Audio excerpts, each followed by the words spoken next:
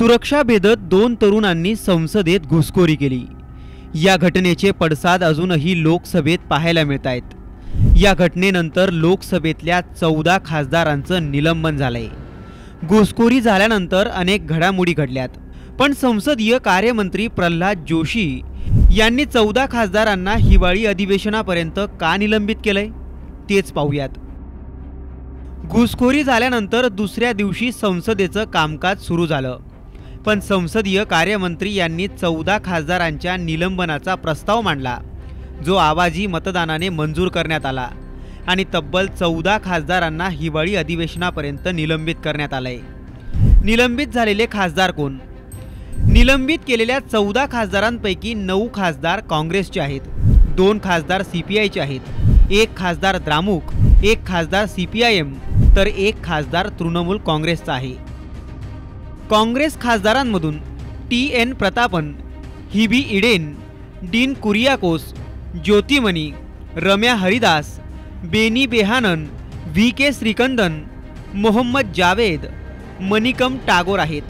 त्याचबरोबर द्रामुकच्या कनिमोळी, सीपीआयचे के सुब्बरायन आणि के व्यंकटेशन, सीपीआयएमचे पी.आर. नटराजन आणि तृणमूल काँग्रेसचे डेरेक ओब्रायन यांना निलंबित करण्यात आलंय।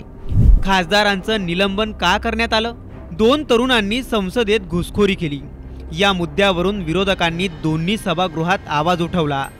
सुरक्षेत इतका मोठा घोळ झाला तरी कसा, असा प्रश्न त्यांनी संसदेत लावून धरला आणि यावर गृहमंत्री अमित शहा यांनी उत्तर द्यावं अशी मागणीही लावून धरली।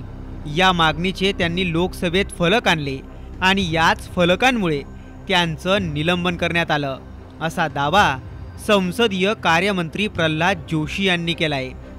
केवळ फलक आणले म्हणून निलंबित केलं? नवीन संसद भवनात सभागृहाचं कामकाज सुरू झालं, त्यावेळी सभापतींनी सल्लागार समितीच्या बैठकीत एक प्रस्ताव मांडला होता। या प्रस्तावात कोणत्याही सदस्यांनी सभागृहात फलक दाखवायचे नाहीत, असं एकमतानं ठरलं होतं। हा प्रस्ताव सर्वानुमते मंजूर करण्यात आला, पण 14 खासदारांनी बैठकीत झालेल्या या प्रस्तावाचं उल्लंघन केलं म्हणून त्यांचं निलंबन करण्यात आलंय, अशी माहिती प्रल्हाद जोशींनी दिली आहे।